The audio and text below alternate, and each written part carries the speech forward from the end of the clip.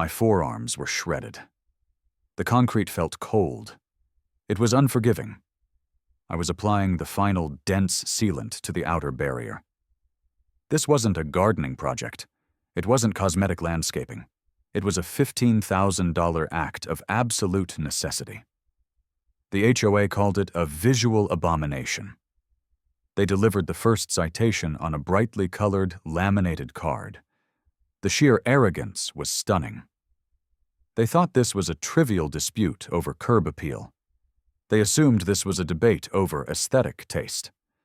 They were certain I would immediately comply. They were fundamentally wrong. They claimed I had violated Article 6, Section 2B, that my work constituted an unauthorized and disruptive structure. That's the exact weaponized language they deploy. It means one thing: we refuse to allow this. I kept working. I ignored the passive-aggressive humming of Carter's golf cart as he drove slowly past my property line.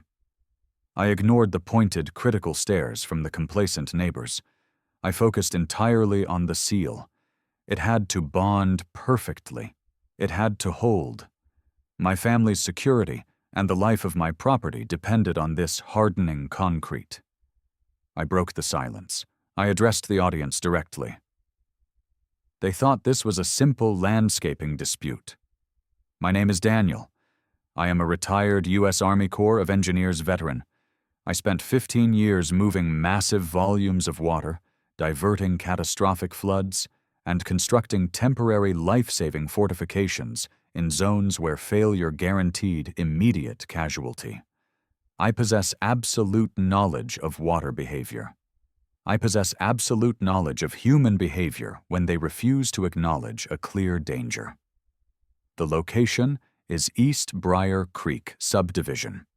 It is constructed entirely on a high-risk floodplain. They paid inflated prices for the panoramic view. They paid nothing for adequate infrastructure. Before we go any further, comment below. Where are you watching from right now? I executed my due diligence. I reviewed the geological survey reports. I documented the creek's history. I observed the HOA's complacency systematically degrade into documented criminal negligence. This wall was not an option. It was an urgent operational mandate. The primary villain arrived shortly after I finished the base layer. Shelby, compliance chair, future treasurer, the neighborhood's self-appointed queen of next-door surveillance. She approached on foot, her designer sunglasses perched precisely on her platinum blonde hair. She carried a clipboard. The clipboard, to her, was a scepter of absolute, unchecked power. "Daniel," she chirped, her voice dripping with artificial saccharine sweetness, "we have received multiple immediate complaints." I paused, the industrial trowel still locked in my grip. "Complaints about what, Shelby?" The sheer height, the unforgiving material, the overall militaristic aura of this structure. She gestured toward my beautiful, functional wall with a manicured finger. "It's aggressive. It's visually offensive. It's disruptive to the vital community harmony." She looked down at her clipboard. She smiled. A cold, practiced, calculated exposure of teeth. "You are now officially fined $100 for visual disruption. The fine is effective immediately and accrues daily until certified demolition commences." The violation was immediate and absolute. This was not about the wall's appearance. This was entirely about absolute control. It was about a power-drunk civilian attempting to dominate a man who understood the mechanics of real authority. I looked at the arbitrary number on the clipboard. I looked at the weak, manicured hand holding it. I fully understood the game. They were weaponizing aesthetics to enforce suburban tyranny. I felt the deep, burning anger rising in my chest. But I choked it down immediately. The moment for fury was later. The moment for surgical precision was now. But they were fatally ignorant of the most critical fact. I had already initiated the full counterstrike. I didn't begin the wall on a whim. I didn't begin the wall with a simple bag of cement and a vague idea. I began the wall only after obtaining critical, certified, preemptive documentation.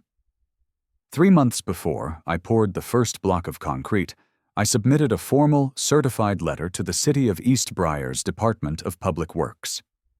The letter was not vague speculation. It was 15 pages of meticulously documented HOA failure. It detailed the board's negligent and financially suspect decision to pave directly over the community's main drainage swales. I provided topographical maps showing the precise engineered reversal of the water flow direction. I filed it under Public Safety Concern, Priority 1. This single bureaucratic action fundamentally flipped the power dynamic. I was no longer merely arguing with the HOA board. I was formally reporting a catastrophic, foreseeable crime to the governing jurisdiction. Authority layer. The letter had been received, logged, and officially stamped by the City Planning Office. I possessed the tracking number. I possessed the delivery confirmation receipt. The HOA board believed I was just another compliant homeowner they could subdue with a laminated piece of paper. They were certain their power began and ended with their arbitrary clubhouse rules. They failed to comprehend that every single action they took, every fine, every threat, every moment of harassment was being carefully catalogued and validated, not by me, but by the full, unassailable weight of state and federal law. I looked back at Shelby. Her smug smile was cemented in place. The fine accrues daily, Daniel. Consider this your final warning before we escalate to immediate legal remedies. I will be fully prepared for them, Shelby, I said calmly. Just be certain you've executed your legal due diligence. She laughed, a thin, brittle, contemptuous sound. We always do. She had no concept of the legal landmine she had, just physically stepped onto. I didn't inform her I was already one step ahead. I didn't inform her I had already secured the final preemptive documentation. I didn't inform her that my wall's massive rebar core was only the visible, physical part of the defense. The real, unassailable defense was the legally mandated paper trail I had engineered. The wall was 6 feet tall, that is 1 foot above the outdated HOA fence height limit. They were guaranteed to demand it be instantly torn down to 5 feet. But here is the critical secret. The wall was never a fence. It was an emergency water containment barrier explicitly classified under State Code 801.3c as a permanent, non-recreational, life safety structure. A structure they had zero legal authority to regulate, provided I could demonstrate a documented imminent threat to life and property. And that documented threat? I had built the file in triplicate. The camera zooms in slowly on the fresh, dull concrete. The cold steel rebar is barely visible beneath the smooth, impervious surface. The air is still, heavy, and thick with the impending promise of a catastrophic rain event. One HOA tried to break me. They forgot they weren't dealing with a fragile homeowner. They were dealing with a retired military engineer, a trained, cold tactician, a prepared, focused mind. The first fine notice was officially filed on a Tuesday afternoon. The NOAA weather forecast predicted the slow-moving atmospheric river event would initiate that upcoming Saturday. They were laughing openly. They were signing aggressive fine notices and sipping overpriced lattes. They were certain they had achieved total victory in the trivial battle over aesthetics. But that's not even the half of it. Their smug, self-satisfied laughter was about to be obliterated by something much, much louder. Something that would permanently wash away their fragile power structure, their precious, doomed landscaping, and their corrosive arrogance. The deafening sound of the inevitable flood. The superficial court date was rendered irrelevant. Nature was about to deliver the only verdict that mattered. My expertise wasn't gained browsing Pinterest or watching weekend home improvement channels. It was forged in places where the stakes were measured in human lives and national security. I served 15 years in the U.S. Army Corps of Engineers, specializing in disaster mitigation and rapid deployment infrastructure. I wasn't building fences. I was constructing temporary bridges, shoring up collapsed dams, and engineering flood defense systems in war zones and immediate disaster relief areas. I remember the spring thaw in Mosul, watching the Tigris River swell, threatening to wash out our medical tent. We had less than 48 hours to design and construct a 5-foot berm capable of diverting a 3-foot surge. That was my training. Post-Katrina, I was there, part of the volunteer engineer cadre, witnessing firsthand how bureaucratic failure, combined with water's relentless pressure, could devour entire neighborhoods in hours. This wall, this concrete barrier in my suburban backyard, was built with the same engineering precision I used to protect an airfield in Afghanistan. My expertise is not theoretical. It is combat-tested and functionally absolute. The HOA called me paranoid. I called it standard operating procedure for survival. They saw a retired veteran with a moderate limp who occasionally grilled steaks on Sundays. They did not see the man who understood the fatal consequence of incompetence. The moral code in the East Briar Creek subdivision was broken. They lived by the cult of conformity, demanding perfect green lawns and pristine mailboxes, while actively ignoring the structural rot beneath their feet. But not everyone was complicit. There was Mr. Peterson, an elderly gentleman, a Navy vet who lived 2 streets over. He watched me work for 3 days straight, silent and observant. On the 4th day, he brought over a thermos of coffee and a vintage soil compaction manual, a field guide from the 1950s. He respected the work. He understood the necessity of the work. He never mentioned the HOA. He simply said, "Son, you build it to hold, not to look pretty, and you build it for the ones who can't lift a shovel." That simple conversation validated my entire mission. My moral code was protect the vulnerable. Preparation is paramount. The HOA's code was enforce rules, maintain appearance. The conflict was never just about concrete. It was about the fatal collision of these 2 worldviews. The HOA's initial escalation was swift and entirely predictable. Carter, the president, a man who ran a regional chain of dry cleaners but believed himself a corporate titan, called an unscheduled emergency board meeting. The sole agenda item: my militaristic structure. I attended, taking a seat at the back, observing the assembly of incompetents. Shelby presented a slideshow, blurry photos of my wall interspersed with images of Tuscan-style garden fountains they apparently desired. They openly mocked my military history as Daniel's paranoia manifesting into architectural extremism. Carter then slammed his hand on the table and declared the fines would be tripled and retroactively applied from the day I poured the foundation. The collective nodding of the board members confirmed their absolute approval. They believed they were setting a powerful, expensive example. But while they were gloating, I was already cataloging their fundamental error. Their bylaws, specifically Article 7, mandated a 7-day written notice to all homeowners for any unscheduled board meeting that included punitive actions. They issued 4 hours' notice. This was not just a mistake. This was a material violation of their own governing documents. They had just declared war and left the breach undefended. My immediate reflection after the meeting was not one of panic, but of cold, controlled calculation. They wanted to play a legal game? Fine. I knew the rulebook better than they knew their own children's names. They had just created an unassailable legal soft spot. By violating the 7-day notice requirement for a meeting where they voted to impose tripled, retroactive fines, they had rendered every decision made that evening voidable in court. I immediately cross-referenced the HOA's meeting time against their published calendar and documentation. The violation was glaring. It was definitive. It was their first massive self-inflicted wound.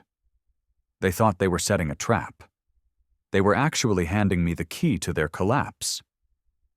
The true cost of the wall was no longer the concrete and rebar. It was the total, unrecoverable loss of their legal authority. I didn't rush to tell them. I didn't issue a threat. I meticulously logged the violation, prepared the document, and filed it away. Open loop. They had just handed me their first mistake, and they didn't even realize the legal landmine they stepped on. That mistake would ultimately cost them their homes and their authority. But they didn't know what was coming next, or how deep the corruption truly went. The conflict wasn't just about my wall. It was about the rot that permeated the entire structure they commanded. I initiated the full investigation using public records, not guesswork. My first target was the Beautification Initiative, the destructive brick paving project that sealed off our drainage swales. This wasn't just a design mistake. It was a blatant theft. I cross-referenced the county's vendor contract database with the HOA's financial disclosures. The contractor awarded the lucrative paving job was a company called Elite Stoneworks. The owner of Elite Stoneworks was Dennis Paul, the brother-in-law of Paul, the HOA treasurer. The contract was signed for Math BF $210,000 or dollars, nearly Math BF $40,000, over the highest competitive bid documented in the county files. This immediately connected the drainage failure, the very cause of the coming flood, directly to board self-interest and financial corruption. This was no longer an HOA dispute. This was a clear-cut case of self-dealing, breach of fiduciary duty, and criminal negligence. I documented the relationship, the inflated payment, and the treasurer's obvious conflict of interest. The evidence was secured, sealed, and ready for the district attorney. Their legal authority, already compromised by the faulty meeting notice, was built on an even shakier foundation: manipulation. I went back and scrutinized every major decision they had made in the last 5 years. I found the critical bylaw amendment that raised the community fence height limits, a section they would use to argue my 6-foot wall was an illegal structure. But the amendment itself was fraudulent. It was passed via an email chain that lacked the necessary quorum and contained no verifiable vote count, only enthusiastic responses from Shelby and Carter. State nonprofit governance law is crystal clear.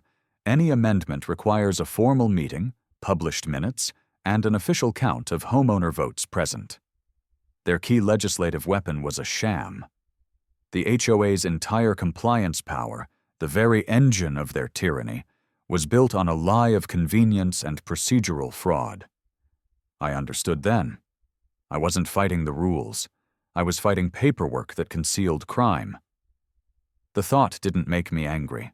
It brought a sense of cold, focused relief. I was not the criminal. They were. The corruption was enforced by selective, brutal intimidation. Their system was designed to reward their friends and crush anyone who dared question their dominion. I focused on Gina, a single mother who lived on the east side. She received a $500,000 fine for a small, visible patch of clover in her lawn. The letter stated it was a severe violation of community aesthetics. But Mathba $500 feet away, Carter's pool area was a biohazard, a massive, overgrown algae bloom ignored for months. This wasn't about rules, it was about power projection. They chose easy targets to terrorize while the board members themselves operated above the law. I accessed the HOA's internal fine logs, documenting 5 years of this hypocritical selective enforcement. I photographed Carter's stagnant pool and Gina's clover patch, juxtaposing the images as evidence of willful discrimination. Every line on that log file confirmed the same reality. The rules applied only to those who lacked the power to fight back. My research was complete when the final red-stamped threat arrived. The heavy-gauge paper felt like cheap theater. It threatened immediate foreclosure proceedings if the cumulative, triple-applied fines and the cost of wall demolition were not paid within a math BF $30 days. The document was aggressive, final, and arrogant. They believed they held the ultimate weapon, the authority to seize my home. I sat on my porch and reread the threat. I didn't feel panic. I felt the intense, calm focus of a target locked onto its mark. This was the moment I had anticipated. They had just played their highest card, believing they had won the financial war. But here's where everything blew apart. They had just given me the final, necessary piece of evidence to prove malicious intent in court. They thought they were serving me my death warrant. I knew they were just serving me the final, unassailable evidence I needed to initiate their complete institutional demolition. The HOA's entire argument, the entire flimsy foundation of their foreclosure threat, and their cosmetic tyranny relied on a single lie: that the East Briar Creek subdivision was a minimal-risk flood zone. They cited documents from a decade ago, relying on obsolete, corrupted data. That lie was the ticking bomb I was engineered to disarm. While they were busy drafting fine notices, I was engaging the federal bureaucracy. I contacted my former colleagues and, through certified channels, obtained the new, unreleased FEMA preliminary map data for our entire hydrological zone. The data was irrefutable. The neighborhood was not minimal risk. It had been officially redesignated High-Risk Flood Zone A, meaning the area faced a 1% annual chance of a catastrophic flood event, a 300-year flood zone. And that classification was imminent. I possessed the specific map numbers, the official date of reclassification, and the mandated mitigation requirements. The HOA had either actively suppressed this life-and-death information, or they were too deeply mired in their own corruption to notice the impending doom. This wasn't merely a rule violation. This was reckless endangerment of an entire community. My wall was not a violation. It was a federally mandated necessity. The technical collapse was just as damning. The key failure was the paved swale, the path of reflection. I didn't trust anecdotal evidence. I trusted the cold, impartial physics of water. Using a laser level and specialized Corps of Engineers measuring equipment, I conducted my own topographical survey of the area. The results were shocking. The original drainage swale, designed decades ago, had a 0.54% negative grade, meaning the land gently sloped away from the homes and toward the creek basin. The HOA's new brick path, thanks to Paul's brother-in-law and the inflated contract, had an immediate, sharp 1.84% positive grade. It physically reversed the water flow, directing the cumulative storm runoff directly into the foundations of the lower-lying homes, including my own. My findings were documented in a three-dimensional hydrological stress model. I had undeniable scientific proof that the HOA's Beautification project was, in fact, an engineered water reversal system, a literal physical machine designed to flood its own residents. This was the irrefutable evidence that would crush their entire defense. The law doesn't argue with aesthetics. It bows to irrefutable civil engineering data. With the technical bomb ticking, I engaged my friendly legal contact, Attorney Miller, a specialist in HOA governance and disaster law. I delivered the entire dossier: the fraudulent amendment, the contractor self-dealing, the selective enforcement, and the explosive FEMA map. Miller's assessment was immediate and devastating. The HOA had committed a material breach of the governing CC&Rs, covenants, conditions, and restrictions. Article 9, Section 3 of their own covenant explicitly mandated the HOA to diligently maintain common area infrastructure and prevent foreseeable damage to homeowner properties. Their failure to maintain the drainage swales, combined with the active act of reversing the drainage flow for profit, constituted a monumental breach. My wall, therefore, was not merely self-defense. It was a necessary self-mitigation effort taken due to the HOA's profound contractual failure. Legally, the HOA had surrendered their right to enforce any rule against my property the moment they broke their own core contract. The legal shield was up. The time for quiet preparation was over. The counterstrike required a formal ceremonial execution. I spent an entire night assembling the response packet, a weapon of documented destruction. It was not stapled. It was professionally bound with clear covers, organized into indexed tabs. Tab A, FEMA redesignation and hydrological stress report. Tab B, CC&R breach documentation, Article 9, Section 3. Tab C, financial conflict of interest, elite stoneworks. Tab D, procedural violations, 7-day meeting notice failure. I created 3 identical pristine copies. One was for the HOA, to force their compliance. One was for the County Superior Court, to crush their injunction. And one was for the District Attorney's Office, to initiate the criminal investigation into self-dealing. This was the act of surgical, precise preparation before the final blow. I felt no fear, no anxiety, only the deep, controlled satisfaction of a trained operator locking the target. The delivery had to be an event of maximum humiliation. I drove the certified packets directly to the clubhouse. Shelby and Carter were inside, reviewing the contractor's estimate for tearing down my illegal wall. I walked in, dropped the heavy packets onto the table, and ensured the Tab A FEMA redesignation label was facing them. Carter reached for the top copy, his face already flushing with anger. I stopped him with a single, sharp sentence. "That packet is for you, Carter. The other 2 are going to the judge and the district attorney this afternoon." I maintained eye contact with Shelby, whose smile had instantly frozen. I didn't wait for a response. I walked out and sealed the other 2 copies in a certified mail drop box. The anticipation of the counterstrike was a physical thing. Open loop. They thought they had served me my demolition order. I had just delivered the operating manual for their complete institutional demolition. The silence in the clubhouse must have been deafening. They had the evidence in their hands. They had the power to stop the flood's destruction, but they were about to use their final hours to fight a legal battle they had already definitively lost. The response packet was their tactical flashpoint. They had the evidence of their own corruption, and they chose to ignite the final confrontation instead of seeking immediate mitigation. Their pride was a lethal liability. Their first move was pure, desperate intimidation. Shelby and Mark, the board member who previously tore up my warning, initiated 24/7 physical surveillance of my property.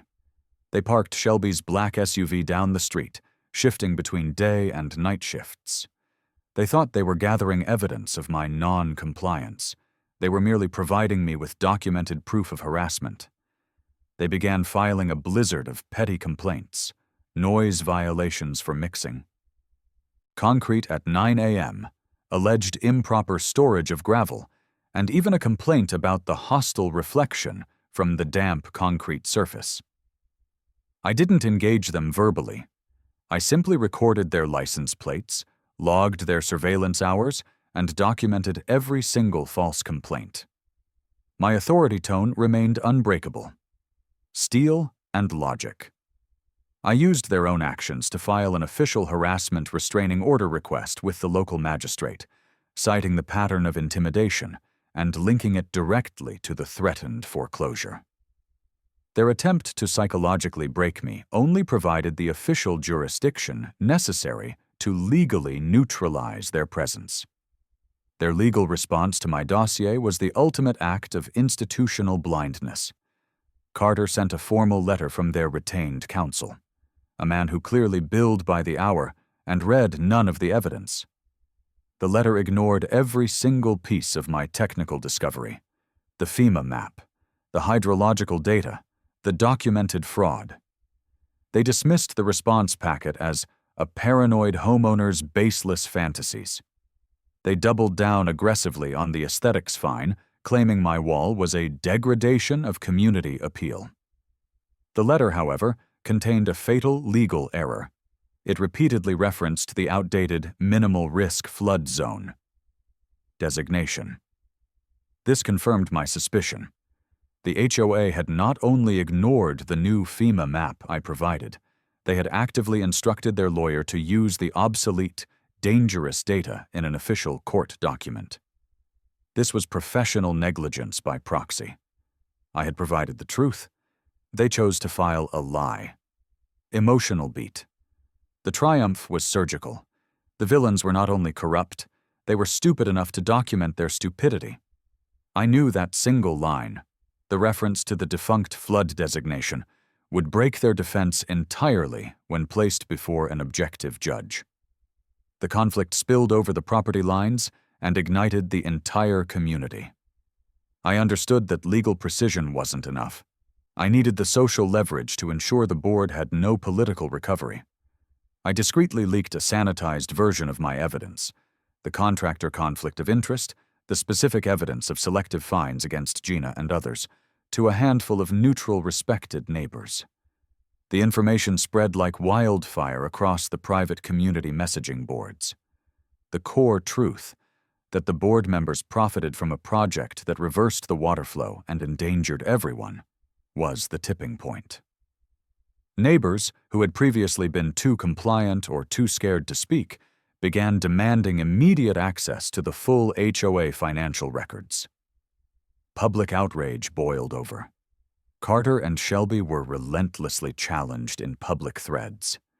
The dynamic had shifted completely. The oppressors were now the pariahs. This was the social collapse. I had leveraged their institutional secrecy to generate maximum community fury. The pressure became unbearable for the HOA board. They responded with their final, desperate legal maneuver: a formal injunction filed in district court. They sought an emergency order to force the immediate demolition of my wall, claiming it created an unauthorized, undocumented dam that will redirect floodwaters and cause irreparable harm to the neighborhood. They thought they could crush me through the sheer weight of legal bureaucracy before the forecasted major storm hit. But that's not even the half of it. Their injunction was the precise, final action I had been waiting for. I immediately filed an emergency countersuit, citing the entirety of my documented evidence: the new FEMA high-risk designation, the hydrological proof of their engineered water reversal, and the material breach of their CC&Rs. My countersuit demanded an emergency hearing, arguing that the HOA's continued authority and the existence of their faulty brick pathway posed an imminent, severe threat to human life. Authority layer. The filing was stamped by the clerk, and the judge was immediately notified of the life safety urgency. This was the point of no return. The physical, meteorological reality then eclipsed the legal paper chase. The air turned heavy, humid, and thick with the metallic scent of impending rain. NOAA's final advisory declared the flash flood warning for the surrounding county, and the local news anchors spoke of an unprecedented atmospheric river event. The court hearing was scheduled for the following Tuesday. The storm's first heavy band was scheduled to arrive tonight. Daniel made his final, cold preparations, securing the drainage outtake, checking the fuel for the backup generator, and ensuring every access point was sealed. The camera focuses on the first drop of heavy, aggressive rain hitting the concrete barrier. Daniel stands at his window, calm, detached, watching the sky darken to a terminal black. The anticipation was a physical current in the air. I didn't need a judge to issue the final decision anymore. The water was arriving.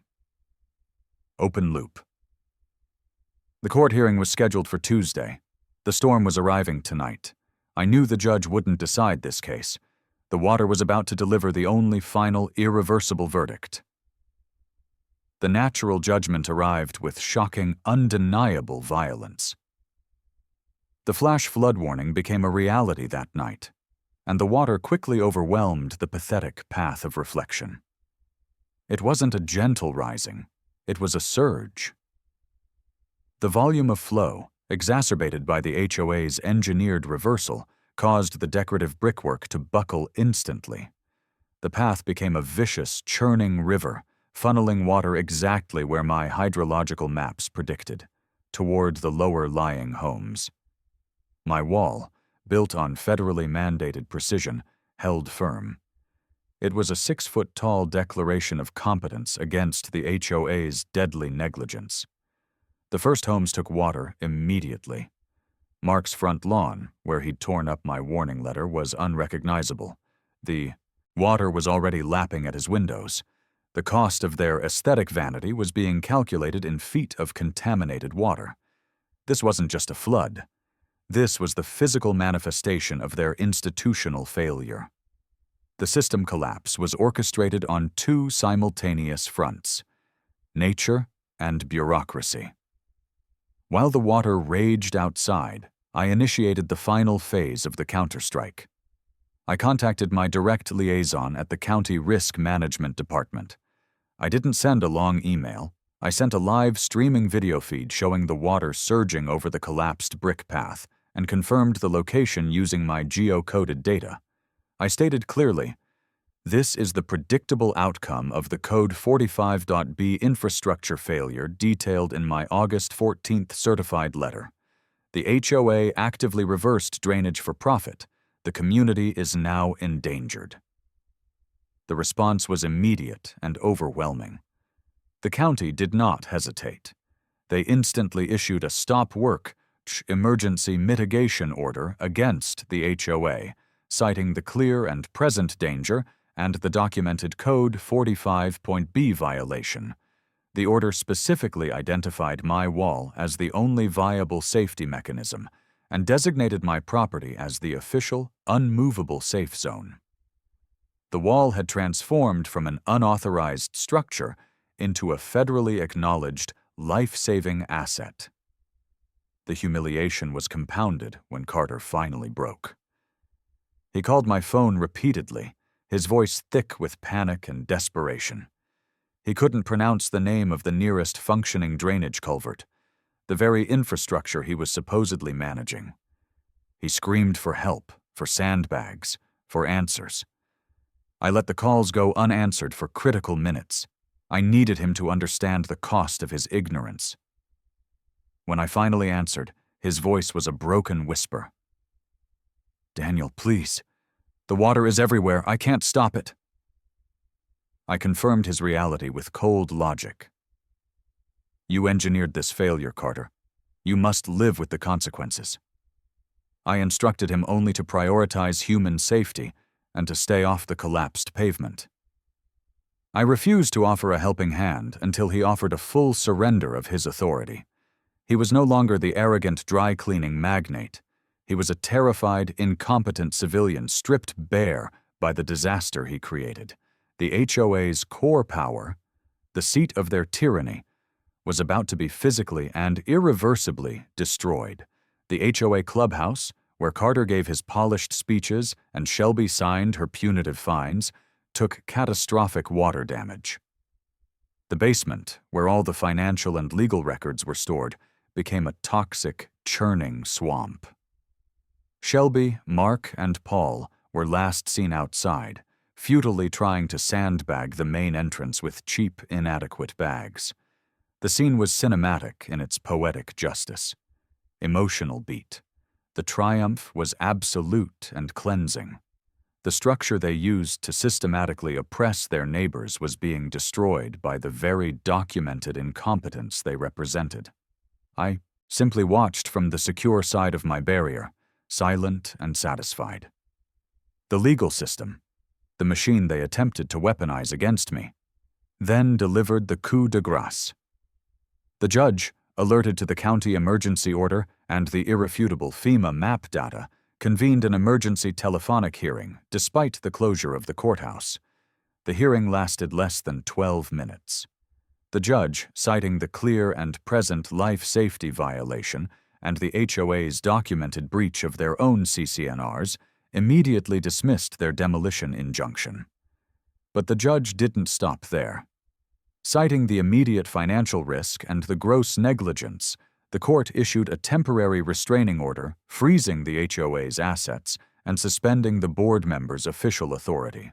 They were neutralized. Their funds were locked. Their titles were worthless. Authority layer.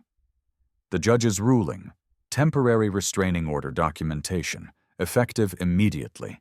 The storm hadn't even passed its peak, but the HOA, as a legal, financial, and political entity, was dead. Open loop. The water hadn't finished its job, but the court had. The board was now powerless, penniless, and totally exposed. But their humiliation was about to get much, much worse. The rain finally ceased. The flood receded. But the verdict was permanent. The aftermath was not one of simple cleanup. It was one of moral consequence and absolute humiliation. Carter's luxurious home was condemned. Foundation damage was catastrophic and irreversible, a physical manifestation of his negligent leadership. Shelby was forced into a series of excruciating public apologies to the neighbors she had routinely targeted with arbitrary fines, including Gina, the single mother she'd penalized for weeds. Paul, the treasurer, was under immediate investigation by the county for the elite stoneworks self-dealing. The vengeance was not messy or emotional. It was surgical, systematic, and certified by government agencies. I had demanded consequences, and the full weight of the law, validated by the flood, delivered them without mercy. The condemnation notice on Carter's door was a public tombstone for his arrogance. The final, definitive hour for the HOA came 1 week later. The community held an emergency general assembly. No longer under the intimidation of the board, the homeowners voted unanimously to dissolve the HOA, canceling the entire, corrupt governing structure. The process was initiated to convert the neighborhood into a much simpler HOA-light association, focused only on mandatory common area maintenance and mandatory flood mitigation. The immediate mandatory action item was the formal recognition of my wall. It was officially classified as a permanent, unmovable, and vital asset, setting the new highest standard for all future floodplain construction. Emotional beat. The collective sense of relief was palpable. The community had finally overthrown the petty, toxic tyranny that had strangled their neighborhood for years. The wall was no longer an eyesore. It was a monument to their regained freedom. I was offered the role of president of the new interim board, a symbolic gesture of my absolute authority. I politely declined the title.